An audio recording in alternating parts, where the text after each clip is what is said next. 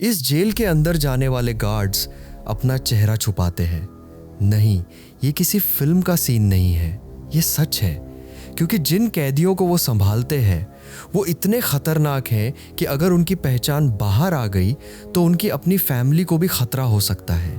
एक ऐसी जेल जहां लाइट्स कभी बंद नहीं होती, जहां 65 से 70 लोग एक सेल में बंद रहते हैं जानवरों की तरह, जहां सरकार खुद कहती है ये लोग कभी बाहर नहीं आएंगे। इसका नाम है सी स्कॉट। आज हम आपको ले चलेंगे उस जगह जिसे दुनिया धरती की सबसे खतरनाक जेल कहती है। लेकिन ये सिर्फ एक जेल की कहानी नहीं है, ये उन राक्षसों की कहानी है जिनकी वजह से ये जेल बनानी पड़ी। चलिए पहले चलते हैं वहां जहां से ये कहानी शुरू होती है। सेंट्रल अमेरिका का एक छोटा सा देश एल साल्वाडोर। एक ऐसा देश जो आकार में हमारे किसी एक राज्य से भी छोटा है, लेकिन जिसकी गलियों में एक वक्त सबसे ज्यादा खौफ बसता था। 2015 में एल साल्वाडोर दुनिया का मर्डर कैपिटल कहलाता था। हर 1 लाख लोगों में से करीब 105 लोग मारे जाते थे। पूरी दुनिया में सबसे ज्यादा हत्या दर, मतलब हर दिन औसतन 3 से 4 लोग इस छोटे से देश में मारे जा रहे थे। इसके पीछे थी 2 गैंग्स, MS-13 यानी मारा साल्वाट्रूचा और बैरियो 18। इनकी जड़ें दिलचस्प हैं। ये गैंग्स एल साल्वाडोर में नहीं बल्कि अमेरिका के लॉस एंजलिस शहर में 80 और 90 के दशक में बनी थी, जब गृहयुद्ध से भाग रहे सल्वाडोरन शरणार्थी वहां पहुंचे थे। बाद में जब अमेरिका ने बड़े पैमाने पर डिपोर्टेशन शुरू किया तो ये गैंग सदस्य वापस एल साल्वाडोर भेज दिए गए और अपने साथ लाए गैंग कल्चर, हिंसा और नेटवर्क जो अमेरिका की सड़कों पर सीखा था। यहां आकर इन गैंग्स ने पूरे देश को अपने कब्जे में ले लिया। ये सिर्फ स्ट्रीट गैंग्स नहीं थी, ये एक पूरा अंडरग्राउंड एम्पायर था, अपने खुद के नियम, अपनी खुद की अदालत के साथ। एक्सटॉर्शन नेटवर्क इतना गहरा था कि छोटे दुकानदारों से लेकर बस ड्राइवरों तक हर किसी से वॉर टैक्स वसूला जाता था। ना देने पर सीधा मौत। पूरे मोहल्ले, पूरी बस्तियां इन गैंग्स के इलाके में बांटी हुई थी और एक गैंग के इलाके में दूसरी गैंग के इंसान का घुसना ही मौत की सजा बन सकता था। इन गैंग्स की ताकत का अंदाजा इसी बात से लगाया जा सकता है कि इनका सालाना एक्सटॉर्शन कारोबार करीब $750 मिलियन तक पहुंच चुका था। यानी हर हफ्ते हर गली के दुकानदार से, हर छोटे व्यापारी से, यहाँ तक कि सड़क किनारे टॉर्टिला बेचने वाली औरतों तक से पैसा वसूला जाता था। ना देने का मतलब सीधा मौत। इन गैंग्स के बीच की दुश्मनी इतनी गहरी थी कि MS-13 के सदस्य कभी 18 नंबर तक जुबान पर नहीं लाते थे। अगर कोई उनकी उम्र पूछता तो वो कहते मैं 17+1 साल का हूँ, सिर्फ इसलिए ताकि दुश्मन गैंग के नंबर का जिक्र तक ना करना पड़े। दोनों गैंग्स के इलाकों की सीमाएं किसी नक्शे पर नहीं लिखी थी, लेकिन हर बच्चा जानता था कि कहाँ जाना खतरनाक है। बस रूट्स तक इन अदृश्य सीमाओं में बांट गए थे। जो ड्राइवर पैसा देने से मना करते या दुश्मन इलाके के मुसाफिरों को बिठा लेते, उन्हें मार दिया जाता। एक बार तो सिर्फ 1 हफ्ते में परिवहन हड़ताल के दौरान 9 बस ड्राइवरों की हत्या कर दी गई थी। सरकारी इमारतों के पास कार बमों का इस्तेमाल तक किया गया ताकि सरकार पर दबाव बनाया जा सके। बच्चों की भर्ती इन गैंग्स के लिए सबसे जरूरी हथियार थी। 12 साल की उम्र से ही लड़कों को निशाना बनाया जाता और लड़कियों को भी या तो गैंग में शामिल होने के लिए मजबूर किया जाता या यौन शोषण का शिकार बनाया जाता। पूरे मोहल्ले इन अदृश्य सीमाओं में कैद होकर रह गए थे। लाखों लोग अपने ही शहर में, अपने ही घर के आसपास घूमने से डरते थे। 2012 में एक बार सरकार, चर्च और दोनों गैंग्स के बीच एक गुपचुप ट्रूस यानी संधि भी हुई थी, जिसमें गैंग लीडर्स को मैक्सिमम सिक्योरिटी जेल से मीडियम सिक्योरिटी जेल में शिफ्ट किया गया। मोबाइल फोन के इस्तेमाल की छूट दी गई, यहाँ तक कि पारिवारिक मुलाकातों की इजाजत तक दी गई। बदले में हत्या दर रोज के 14 कत्ल से घटकर 5 कत्ल तक आ गई थी। लेकिन ये शांति सिर्फ दिखावा थी। हत्याएं भले कम हुई, एक्सटॉर्शन उतनी ही, बल्कि उससे भी ज्यादा बढ़ती चली गई। कुछ ही सालों में ये ट्रूस पूरी तरह टूट गई और हिंसा पहले से भी ज्यादा खतरनाक रूप में लौट आई। दिलचस्प बात यह है कि जब 2019 में नायब बुकेले राष्ट्रपति बने तो शुरुआत में उनकी सरकार ने गुपचुप तरीके से इन्हीं गैंग्स के साथ बातचीत की कोशिश की थी। ताकि हिंसा कम हो सके। लीक हुए दस्तावेजों के मुताबिक सरकार और MS-13 के बीच पर्दे के पीछे कुछ समझौते भी हुए थे, लेकिन ये बातचीत ज्यादा दिन नहीं चली। मार्च 2022 के एक वीकेंड में सब कुछ बदल गया। सिर्फ 3 दिनों में 87 लोग मारे गए। एल साल्वाडोर के इतिहास का सबसे खूनी वीकेंड। बातचीत का रास्ता टूट गया और ब्यूकेले ने एक बिल्कुल अलग रास्ता चुना। उन्होंने इमरजेंसी पावर्स इस्तेमाल करके स्टेट ऑफ एक्सेप्शन घोषित कर दिया। संवैधानिक अधिकार सस्पेंड कर दिए गए। बिना वारंट के गिरफ्तारी, बिना वकील के हिरासत, सब कुछ मुमकिन हो गया। सिर्फ टैटू होना या किसी खास इलाके में रहना या पड़ोसी की एक अनाम शिकायत, इतना काफी था गिरफ्तार होने के लिए। अगले कुछ महीनों में 72,000 से ज्यादा संदिग्ध गैंग सदस्यों को गिरफ्तार किया गया। इतनी बड़ी संख्या कि पुरानी जेलों में जगह ही खत्म हो गई। इसी जरूरत ने जन्म दिया एक ऐसी जगह को जो दुनिया ने पहले कभी नहीं देखी थी। सेंट्रो दे कॉन्फिनामिएंटो देल टेररिज्मो यानी सीकॉट, टेकोलुका नाम के एक छोटे कस्बे में एक जंगल के किनारे बनाई गई राजधानी सैन साल्वाडोर से लगभग 75 किलोमीटर दूर पूरी तरह अलग थलग। बनाने की लागत लगभग $10 करोड़ आई। कुल क्षेत्रफल 23 हेक्टेयर और 8 बड़े सेल ब्लॉक्स में बांटा हुआ। क्षमता 40,000 कैदी, जो इसे दुनिया की सबसे बड़ी जेलों में से एक बनाता है। आज इस जेल में लगभग 15,000 MS-13 और बैरियो 18 के सदस्य बंद हैं। कई कैदियों को 200 साल से ज्यादा की सजा सुनाई गई है।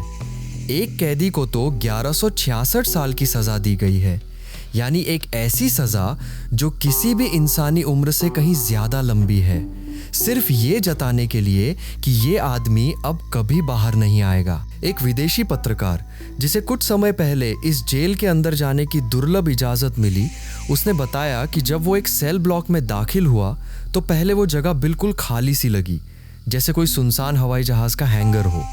लेकिन जैसे ही उसने गार्ड्स की नजरों का पीछा किया, उसे एहसास हुआ कि सैकड़ों जोड़ी आंखें सलाखों के पीछे से बिल्कुल खामोशी से उसे ही घूर रही थीं। हर सिर मुंडा हुआ, हर चेहरे पर टैटू और हर निगाह में एक अजीब सी सर्दी। उसने लिखा कि वो कभी नहीं भूल पाएगा वो लम्हा जब सैकड़ों कातिलों की नजरें एक साथ उससे टकराईं। अब बात करते हैं उन लोगों की जिनके लिए ये जेल बनाई गई। MS-13 और बैरियो 18 दोनों गैंग्स एक दूसरे की सबसे बड़ी दुश्मन रही हैं। बाहर की दुनिया में इनका आमना सामना होते ही खून खराबा होता था, लेकिन सीकॉट के अंदर जानबूझकर दोनों गैंग्स के सदस्यों को एक ही सेल में एक साथ रखा जाता है। कट्टर दुश्मनों को मजबूरन साथ रहना पड़ता है। ये अपने आप में एक तरह की सजा है। जब गार्ड्स कैदियों को शर्ट उतारने का हुक्म देते हैं तो जो नज़ारा सामने आता है वो किसी को भी सिहरा दे।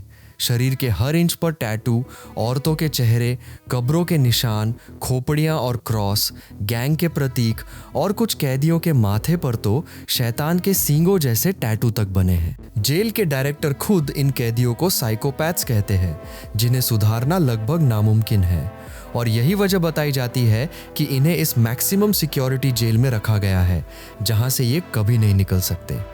एक पत्रकार ने जब कुछ कैदियों से बात की तो एक कैदी ने खुलेआम कबूल किया कि उसने अमेरिका में गैर कानूनी तरीके से रहते हुए भी दर्जनों लोगों की हत्या की थी। एक और कैदी, जिसके सिर पर बड़े अक्षरों में गैंग का नाम टैटू है, कहता है कि जब इंसान बच्चा होता है तो लोग उसे बहला फुसलाकर गलत रास्ते पर डाल देते हैं, और जब तक उसे एहसास होता है तब तक बहुत देर हो चुकी होती है।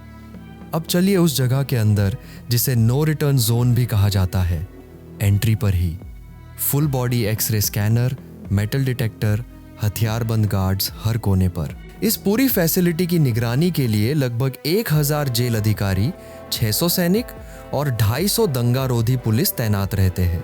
एक ऐसी सुरक्षा व्यवस्था जो किसी सामान्य जेल से कहीं ज्यादा किसी सैन्य छावनी जैसी लगती है। सेल्स में 65 से 75 कैदी एक साथ ठूंसे जाते हैं।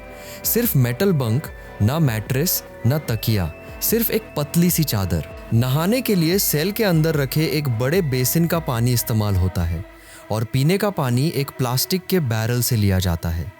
खाने में सिर्फ चावल, दाल या पास्ता मिलता है। सरकार ने साफ तौर पर मांस देने पर पाबंदी लगा रखी है। और कोई भी बर्तन नहीं दिया जाता क्योंकि वो हथियार बन सकता है। दिन में सिर्फ आधे घंटे के लिए कैदियों को एक बड़े गलियारे में निकाला जाता है, वो भी सिर्फ कसरत के लिए। कोई फैमिली विजिट अलाउड नहीं, कोई वकील एक्सेस नहीं। कोर्ट हियरिंग्स भी ऑनलाइन होती हैं, वो भी ग्रुप में। कभी कभी सैकड़ों कैदियों की एक साथ वीडियो लिंक के जरिए चंद मिनटों में सुनवाई खत्म। जो कैदी जेल के अंदर किसी दूसरे कैदी या स्टाफ के खिलाफ कोई गंभीर हरकत करते हैं, उनके लिए सॉलिटरी कन्फाइनमेंट का इंतजाम है। सीमेंट की बनी कोठरियां जहां 15 दिनों तक अकेला बंद रखा जाता है। ये कमरे पूरी तरह अंधेरे में डूबे रहते हैं, सिवाय छत में बने एक छोटे से छेद के, जहां से रोशनी की एक बहुत पतली सी किरण अंदर आती है। अब वो बात जो शायद सबसे ज्यादा डरावनी है। आम सेल्स में यहाँ की लाइट्स कभी बंद नहीं होती, 24 घंटे बिना रुके। इसकी 3 वजह बताई जाती हैं। पहली, कांस्टेंट सर्विलांस। गार्ड्स को हर सेल का हर कोना हरदम दिखना चाहिए, बिना किसी ब्लाइंड स्पॉट के। अंधेरा होता तो कैदियों के बीच लड़ाई, हथियार बनाना या भागने की प्लानिंग जैसी चीजें छुप सकती थीं। जेल पूरी तरह सीसीटीवी कैमरों और गार्ड्स की नजरों से 24 घंटे मॉनिटर होती है। दूसरी वजह, समय का एहसास खत्म करना। ये एक साइकोलॉजिकल कंट्रोल टैक्टिक है। जब दिन और रात का फर्क ही मिट जाता है तो इंसान की मेंटल क्लॉक बिगड़ जाती है। कैदी डिसओरिएंटेड हो जाते हैं और ऑर्गेनाइज होना, जैसे ग्रुप में रेजिस्ट करना, मुश्किल हो जाता है। तीसरी वजह, सेल्फ हार्म मॉनिटरिंग। अगर कोई कैदी खुद को नुकसान पहुंचाने की कोशिश करे तो फुल विजिबिलिटी में तुरंत दिख जाए। लेकिन ह्यूमन राइट्स ऑर्गेनाइजेशंस का नजरिया बिल्कुल अलग है। उनके मुताबिक ये सिर्फ सिक्योरिटी के लिए नहीं, ये एक स्लीप डिप्राइवेशन और मेंटल टॉर्चर का तरीका है। कंटिन्यूअस लाइट नींद की क्वालिटी पूरी तरह तबाह कर देती है और लंबे समय तक इससे एंजाइटी, कंफ्यूजन और डिप्रेशन जैसी चीजें बढ़ती जाती हैं, जो इनडायरेक्टली कैदियों को परमानेंटली कंट्रोल में रखने का काम करती है। सोचिए, कोई खिड़कियां नहीं, कोई घड़ी नहीं, कोई आवाज बाहर की, सिर्फ एक रोशनी जो कभी बुझती नहीं। ये सिर्फ एक जेल नहीं, ये एक धीमा, खामोश मानसिक युद्ध है। एम्नेस्टी इंटरनेशनल ने अपनी 2025 की रिपोर्ट में एल साल्वाडोर की जेलों में सिस्टेमैटिक यानी व्यवस्थित तरीके से मानवाधिकार उल्लंघन की बात कही है। कुछ अंतर्राष्ट्रीय मानवाधिकार संस्थाओं ने भी साल्वाडोरन हिरासत में बंद लोगों को लेकर चिंता जताई है। हालांकि सरकार का सहयोग बहुत सीमित रहा है। इन जेलों में अब तक 500 से ज्यादा कैदियों की मौत हो चुकी है। कुछ परिवारों को महीनों बाद सिर्फ एक फोन कॉल के जरिए बताया गया कि उनका अपना अब इस दुनिया में नहीं रहा। न शव देखने का मौका दिया गया, न मौत की सही वजह बताई गई। बस कागज पर एक लाइन कि स्वाभाविक कारणों से मौत हुई। सरकार का कहना है कि ये मौतें पहले से मौजूद बीमारियों या जेल के अंदर गैंग हिंसा की वजह से हुई, ना कि किसी टॉर्चर की वजह से। लेकिन ह्यूमन राइट्स ग्रुप्स इस सफाई से संतुष्ट नहीं है। यहां तक कि यूएन ने यह भी बताया है कि देश भर की जेलों में बंद हजारों कैदियों में कम से कम 1600 नाबालिग बच्चे भी शामिल हैं। यहां एक और परेशान करने वाली बात सामने आती है। स्टेट ऑफ एक्सेप्शन के दौरान गिरफ्तारियों का सबसे बड़ा आधार अक्सर सिर्फ टैटू होना ही बन गया। पुलिस के पास किसी के गैंग सदस्य होने का सबूत जुटाने का सबसे आसान तरीका यही था कि उसके शरीर पर कोई भी अजीब निशान देखा जाए। नतीजा ये हुआ कि बहुत सारे ऐसे लोग भी पकड़े गए जिनका गैंग्स से दूर दूर तक कोई नाता नहीं था। सिर्फ एक पुराना बेमतलब टैटू बनवाना ही उनकी जिंदगी की सबसे बड़ी गलती साबित हुआ। कई परिवारों का कहना है कि उनके बेटे, भाई या पति को सिर्फ पड़ोसी की एक अनाम शिकायत पर उठा लिया गया और उसके बाद महीनों तक उन्हें यह तक नहीं बताया गया कि वो व्यक्ति जिंदा है या नहीं। ना कोई चार्जशीट, ना कोई मुकदमे की तारीख, बस खामोशी। यही सबसे चौंकाने वाली बात है। सी कॉर्ट के गार्ड्स जब मीडिया या विजिटर्स के सामने आते हैं तो अपना चेहरा मास्क या फेस कवरिंग से छुपाते हैं। वजह, अगर गैंग मेंबर्स की नज़र में उनकी पहचान आ गई तो उनकी अपनी फैमिली को बाहर टारगेट किया जा सकता है, चाहे वो कैदी जेल के अंदर ही क्यों ना हो। गैंग नेटवर्क इतना विशाल है कि जेल की दीवारों के पार भी असर दिखाता है।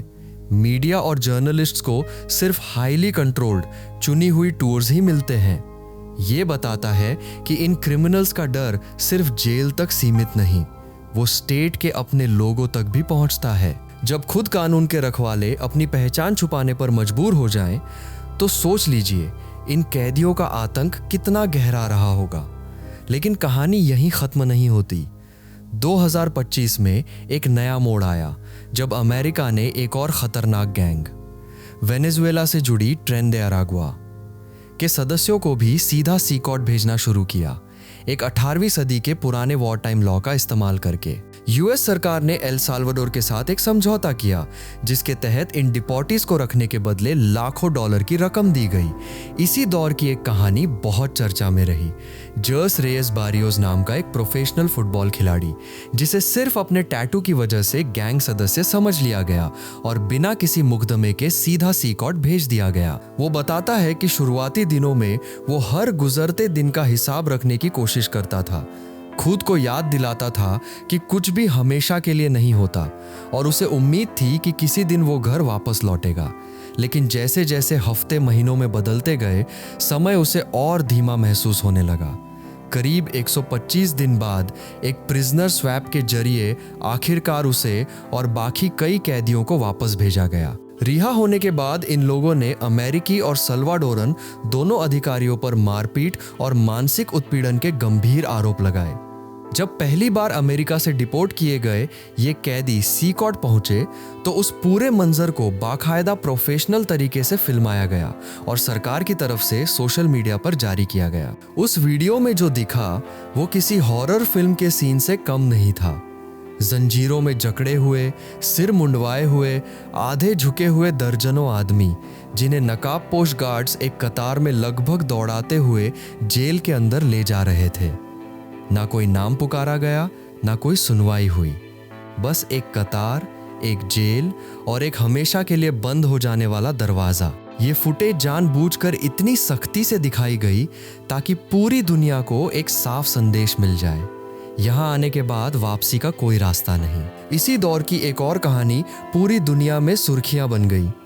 किल्मार अब्रेगो गार्सिया नाम का एक शख्स, जो अमेरिका के मैरीलैंड राज्य में सालों से रह रहा था, 3 बच्चों का बाप था और जिसे एक इमिग्रेशन जज पहले ही सुरक्षा दे चुका था क्योंकि उसे एल साल्वाडोर में गैंग हिंसा का खतरा था। बावजूद इसके उसे गलती से प्रशासन ने खुद माना कि ये एक एडमिनिस्ट्रेटिव एरर यानी दफतरी चूक थी, पकड़कर सीधा सी कॉर्ट भेज दिया गया।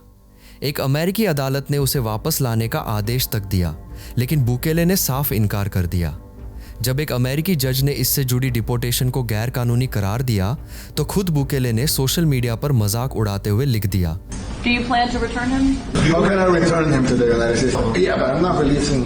बहुत देर हो चुकी है। दिलचस्प बात यह है कि बुकेले खुद को दुनिया का सबसे कूल तानाशाह और फिलोसफर किंग कहलाना पसंद करते हैं। अपने देश में उनकी लोकप्रियता 75% से भी ज्यादा है। दुनिया के सबसे लोकप्रिय नेताओं में उनका नाम गिना जाता है, क्योंकि उन्होंने वाकई एक ऐसे देश को, जो कभी सबसे खतरनाक माना जाता था, सुरक्षा के मामले में पूरी तरह बदल दिया। लेकिन इसी ताकत के साथ आलोचना भी उतनी ही तेज है।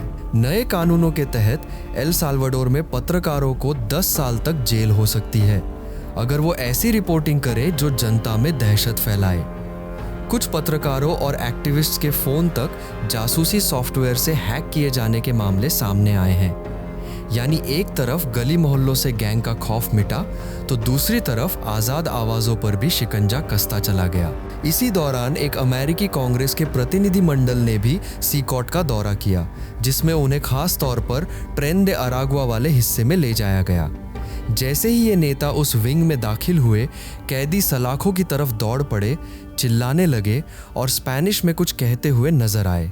ये पूरा नज़ारा कैमरे में कैद हुआ और बाद में दुनिया भर में दिखाया गया। इन सब घटनाओं ने एक बड़ा सवाल खड़ा कर दिया है, क्या ये जेल सिर्फ एल साल्वाडोर के अपने खतरनाक क्रिमिनल्स के लिए है, या अब ये एक अंतर्राष्ट्रीय जियोपॉलिटिकल हथियार भी बन चुकी है, जहां दूसरे देश भी अपने अनचाहे लोगों को भेज सकते हैं। दूसरी तरफ ये भी सच है कि बुकेले के इस सख्त कदम की वजह से एल साल्वाडोर की हत्या दर में भारी गिरावट आई है।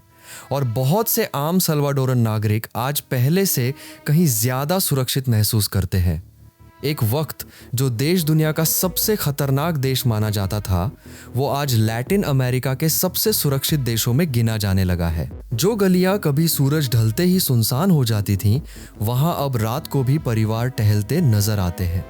सुरक्षा में इस भारी सुधार की वजह से विदेशी निवेश और पर्यटन दोनों में तेजी से बढ़ोतरी देखी जा रही है। कई अर्थशास्त्रियों का मानना है कि सुरक्षा की यही गारंटी अब एल साल्वाडोर को निवेशकों के लिए पहले से कहीं ज्यादा आकर्षक बना रही है। यही वजह है कि लैटिन अमेरिका के कई दूसरे देशों के नेता भी अब एल साल्वाडोर के इस मॉडल को गौर से देख रहे हैं। ये समझने की कोशिश कर रहे हैं कि क्या इतनी सख्ती से चलाया गया ये तरीका कहीं और भी दोहराया जा सकता है। कुछ इसे मिसाल मानते हैं तो कुछ इसे एक खतरनाक नज़ीर, जहां सुरक्षा की कीमत बुनियादी हकों की कुर्बानी देकर चुकाई गई है। यही सीकॉट की सबसे बड़ी उलझन है। एक तरफ एक ऐसा समाज है जिसे दशकों के आतंक से आज़ादी मिली है, और दूसरी तरफ एक ऐसी जगह है जिसे मानवाधिकार संगठन आधुनिक ज़माने का गुलाग तक कह चुके हैं। एक तरफ माए बाप अपने बच्चों को अब बेखौफ स्कूल भेज पा रहे हैं, तो दूसरी तरफ हज़ारों परिवार ऐसे भी हैं जिन्हें आज तक नहीं पता कि उनका बेटा, भाई या पति सच में किसी गैंग का हिस्सा था भी या नहीं। बस एक टैटू, एक शक या एक गलत पहचान की वजह से वो हमेशा के लिए इस दीवार के पीछे खो गया। आज भी सीस्कॉट के अंदर वो हजारों रोशनियां जल रही हैं जो कभी नहीं बुझती। हजारों आंखें हैं जो शायद अब कभी बाहर की धूप नहीं देख पाएंगी, और हजारों परिवार हैं जो हर रात यही उम्मीद लेकर सोते हैं कि किसी दिन कोई खबर आएगी, चाहे अच्छी हो या बुरी, बस कुछ तो पता चले। सीकॉट एक सवाल छोड़ जाती है। जब क्राइम इतना खतरनाक हो जाए कि पूरा देश डर में जीने लगे, जब माएँ अपने बच्चों को स्कूल भेजते वक्त डरती हों, जब दुकानदार अपनी ही कमाई पर हक न जता पाएं, तो उस डर को खत्म करने के लिए इंसाफ का रूप कैसा होना चाहिए? क्या पूरी तरह से हक छीन लेना ही सुरक्षा की एकमात्र कीमत है, या फिर सुरक्षा और इंसाफ दोनों को साथ लेकर चलने का कोई और रास्ता भी हो सकता था? क्या सीस्कॉट सच में एक जरूरत थी, एक ऐसे राक्षस को कैद करने के लिए जिसने दशकों तक एक पूरे देश को यरगमाल बना रखा था, या ये खुद एक नया राक्षस है जिसे हमने अपने ही हाथों, अपने ही डर से जन्म दिया है? शायद इसका जवाब इतना आसान नहीं। शायद यही वजह है कि दुनिया भर में आज भी इस पर बहस जारी है। आपको क्या लगता है? कमेंट में जरूर बताइए। और अगर आपको ऐसी ही सच्ची, दुनिया की सबसे डरावनी और रहस्यमयी कहानियां पसंद हैं, तो चैनल को सब्सक्राइब करना बिल्कुल मत भूलिए।